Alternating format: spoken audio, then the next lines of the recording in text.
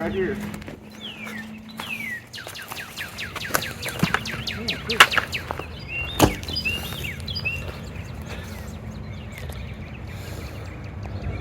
So this one is going to be a little bit tricky because it looks like the hollow in the tree goes down into the roots, because you got to get the smoke behind the bees. And it looks, go ahead and walk around the backside. You can tell it's a pretty big bottom, but the side over there, I think that's where we're going to be able to drill to get underneath them. So we're going to set up and blow smoke in here. Now the question I have, is that poison ivy? I don't believe so. You're talking about this right here? Yeah. No, that's not poison ivy. Okay, what about any of this other stuff in here? I don't see any. See, that had 3 leaves on it, so it's... Well, it's one leaf with 3 lobes. So poison ivy is actually 3 separate leaves. Okay. That, I think this is going to be a pretty good size hive, which is why I did not bring a nuke box out here. I'm narrating for the camera for this too. Because normally when you do a forced abscond out of a tree, it probably isn't that big, so the bees will fit in a nuke box. So you just give them a box to move into. This is going to be a bigger hive, so we're just going to vac them as they come out. So we don't have any chances that there's other trees in the neighborhood here. I don't want them to abscond from here and move into somebody else's house. But these are actually, I mean, they look like they're pretty gentle bees. Yeah, pretty docile. There's been construction out here, and I don't think anybody's been stung. So, and it's obvious construction guys haven't sprayed because there's no dead bees laying on the ground here. So, all right. Well, we can pause the camera now and grab the rest of our.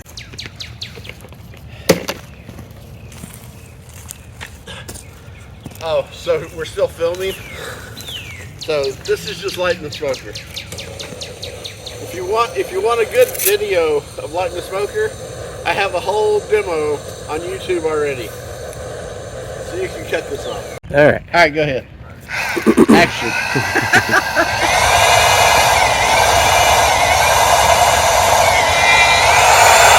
sorry. Add ambiance to the film.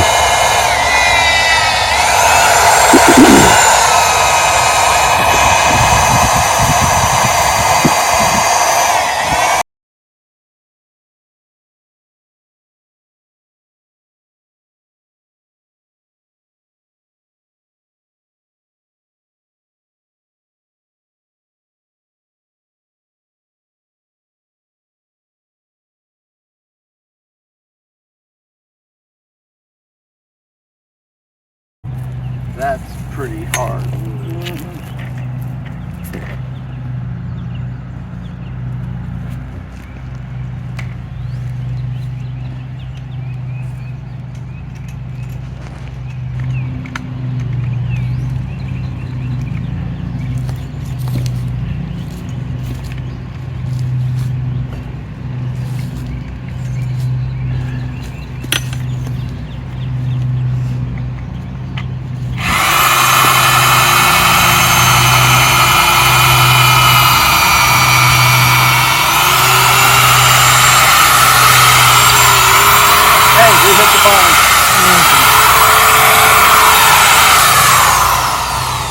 Okay, now we're ready for the other bit again.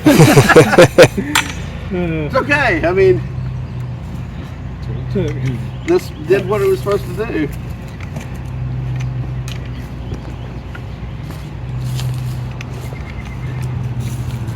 But you saw how far we had to go in.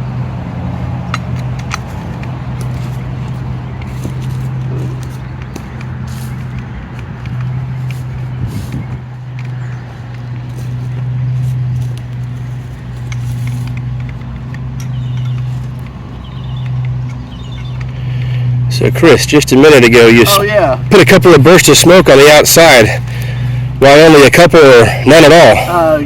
Good question, Steve. By the way, operating the camera, we have Steve Van Buren, and behind me we have Charles Coleman. They're my helpers for the day. I'm supposed to have a couple of kids from our youth program, but you know, kids sometimes don't want to get up early in the morning. Plus, they had to drive along the way too. But to answer your question, there was a pretty good pile of bees out here, even though it's 8 o'clock in the morning. They were probably pretty hot. And so I didn't know how many of them were guard bees or how pissy they were going to be, so I gave them a little bit of smoke. But, you know, as soon as you do that, they run in. You know, they're going to go in and eat some honey. Which is why when you do a forced abscond, you want to drill back on the back side, because if you just try and blow smoke in the entrance, you're just going to drive them into the tree deeper. I'm hoping that this hole is only in the bottom and doesn't come up, but there's a chance we may have to drill another hole at the top, and we'll probably do it on this side and let it be an exit hole for the bees to come out. Although we may end up blowing smoke into that too and just pushing them down and out. But let's get this one finished. And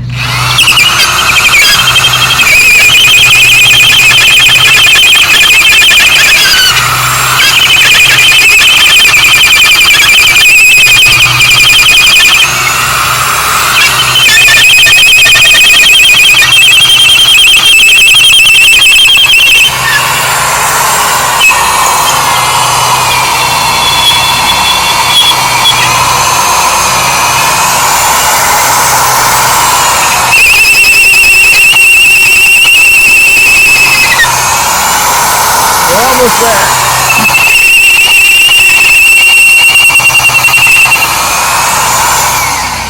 You can see the color of the wood that's coming out changed. It's a little darker and moister now, which means I know we're getting close to the hole. Plus, I don't know if you were filming when we used the smaller bit.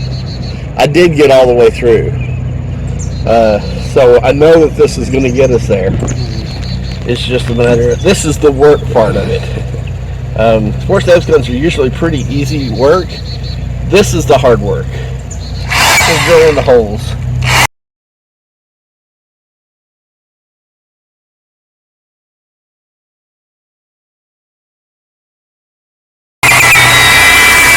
Yep, there it goes.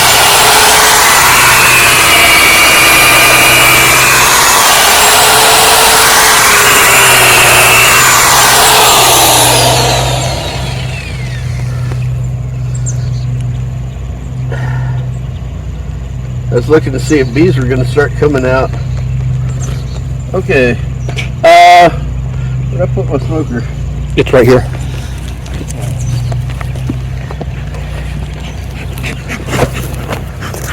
Okay, it was going really good. Let me pump it real hard. Actually, hand me my torch over there.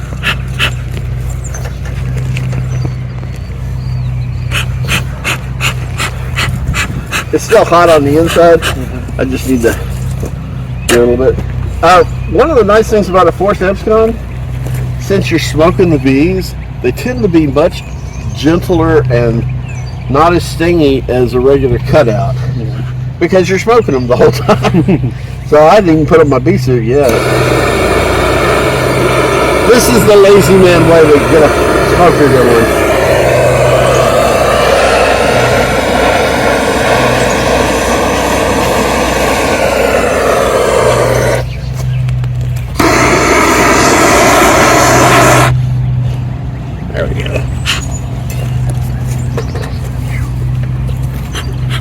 Okay, on a forced abscond, it's really important to make sure that your smoke stays cool, because you don't want to light the inside of the tree on fire. I'm not going to say that that's ever happened to me before, but don't light the tree on fire. But you're not going to say it hasn't either. Okay, and this is actually really good because I already see smoke coming out. Yep. And as you can tell, Charles is already getting ready for the second part. I already said this, but normally I put a box out here for him to move into. But I think this hive is so big I'm just going to back him. And Steve's getting my Colorado bee vac ready, which happens to be my favorite type of bee vac. It does have to get plugged in, which can be a little bit of a pain sometimes. But you know, battery-powered vacs definitely have their time and place. And out in the middle of a pasture when you're doing a forced abscond is sometimes that time and place. Or in a house that doesn't have electricity, like we just did a cutout on Steve's house. But I just like the convenience, especially when we're done at the end of the day and you're moving the bees from your vac to your hive box.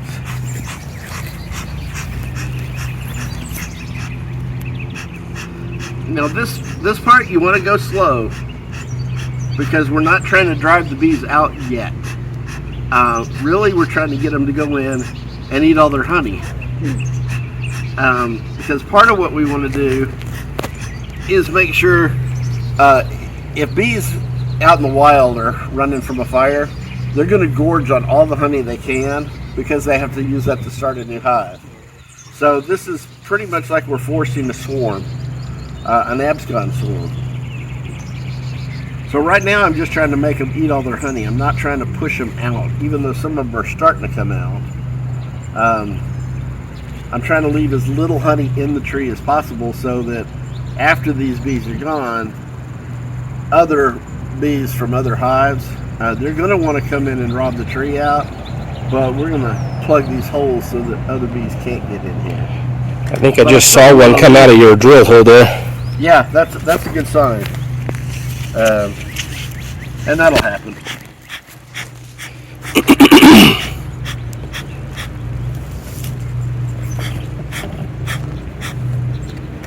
Sometimes you have to pump the smoke for a good 30 minutes to an hour before you even start seeing it come out of the entrance hole.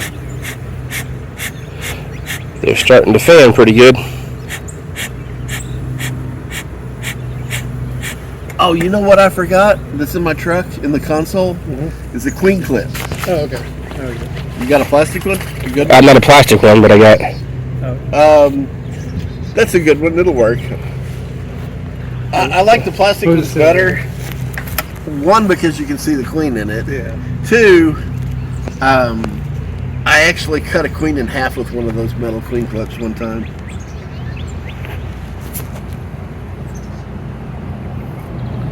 But you want to pull up a chair and just kind of watch them?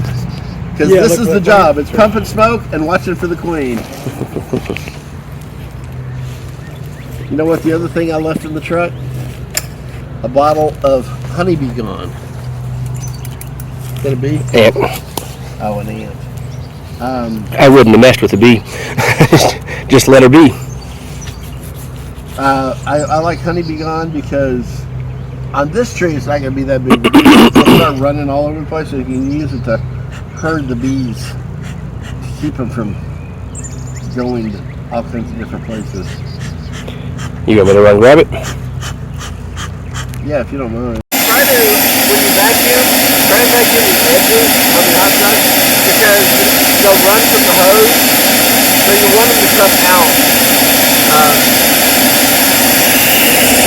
Yeah, exactly.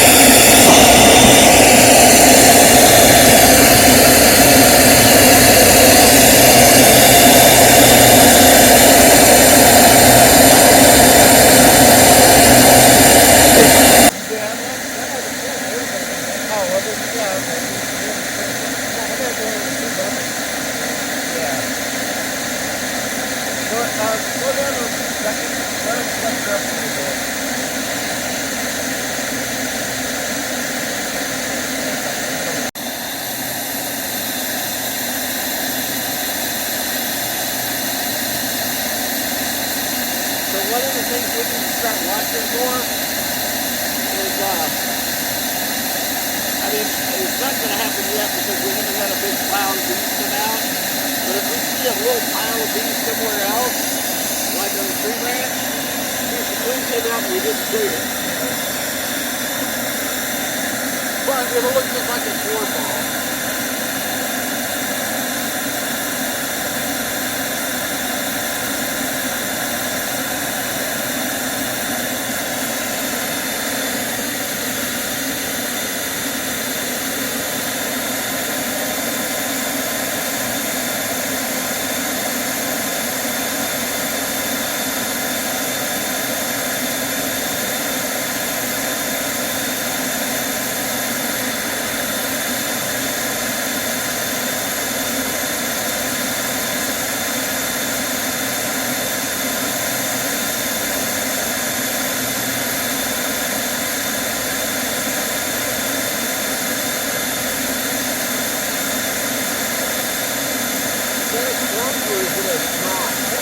I think it's a piece of bark.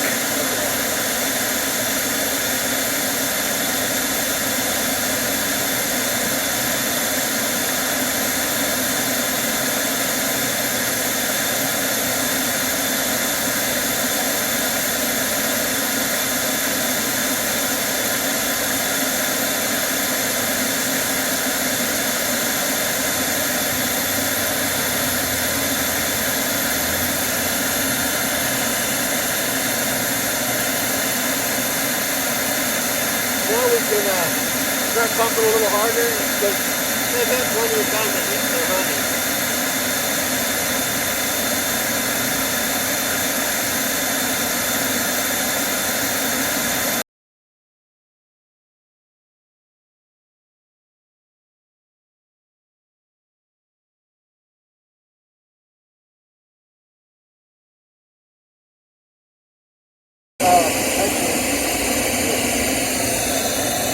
Here's the trick to using a vacuum.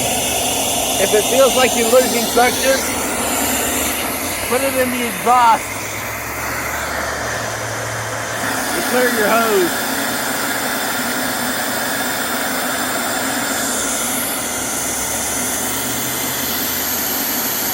And sometimes they get plugged up in the hose.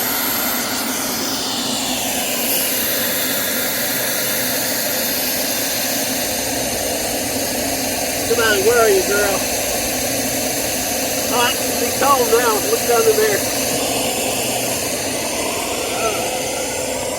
Can you see the comb in there? You're not shadowing?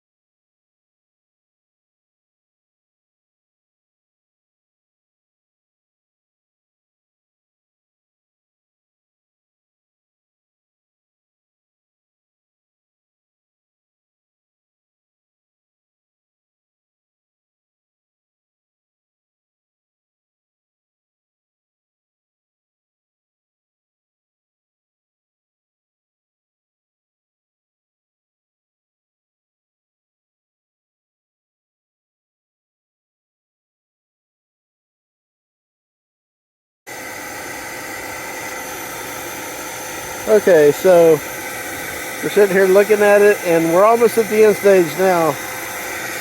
Steve's over here vacuuming the back of the bee box. We have not seen the queen, but the behavior of the bees is telling me she's not in this tree anymore. Because they're coming out and they're very disorganized. They're all over the place. We got our passive smoker going. I'm gonna pump it and push a few more out. I don't like calling it done until we really see virtually no bees coming out anymore. For all intents and purposes, we have the majority of the hive now, though. I don't know how many bees you can see through the smoke, but it's not crowding all over the tree like it was. And pretty much we have more bees flying around back behind the bee vac than we have here in the tree. So when we get ready to close it up, I'll show you that stage so that another hive can't just move in. Because with all the honey and everything in the tree, another hive definitely would try to move in. But we'll show that in a minute. That is all just a few straggler foragers, and we can live with that because you'll never get all the bees. But those will just disappear in a day or two. So we're done. We're ready to head back to the house. Bees are in the front seat of my truck right there with the air conditioner blowing on them. I'm not going to video what I do at the house because it's super simple. Since they're all in a back box, I'm going to pull a frame of brood and probably a frame of honey from another hive, put them in the box, and then drop the trap door on that bee vac and put them in the hive. And I'll probably wait like a week and come back and check and make sure the queen is in there. That's one reason to put a frame of brood in too. For some reason, if the queen wasn't there or if the hive is queenless, they will start making a queen. So we'll know one way or the other. Well, thank y'all for coming out and helping and videoing and learning. Always nice to learn. Think you could do, I'm sure you could do this on your own now. If I had the equipment, that's what I got to do is start gathering equipment. A bee vac and a drill with a big bit. That's it for this. I got the drill, I got the smoker, I don't have the bee vac yet. Well, you can make a bee vac. You can copy this one and make it. I probably will do that here soon. Okay, all right, well thanks guys, appreciate it. Yes sir, thank you.